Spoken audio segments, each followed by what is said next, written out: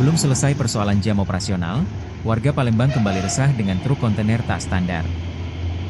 Kali ini, sejumlah truk kontainer yang melintas di jalanan kota pada siang hari, diduga tidak menggunakan standar keamanan yang semestinya.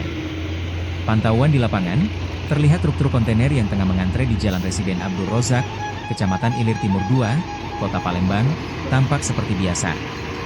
Namun, jika diperhatikan lebih teliti, kontainer yang dibawa oleh truk tronton tersebut ternyata tidak dikunci atau diamankan dengan alat pengikat sebagaimana mestinya. Salah satu warga mengatakan, Kalau aku sebagai pengendara Pak, justru ngeri Pak, ngeri.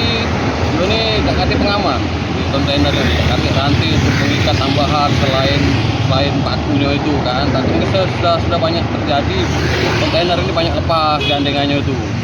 Dan juga pandu ini kan mungkin berat Pak, lagi ada tanjakan di jalan ini kan ngeri mundur. Nah itu Pak.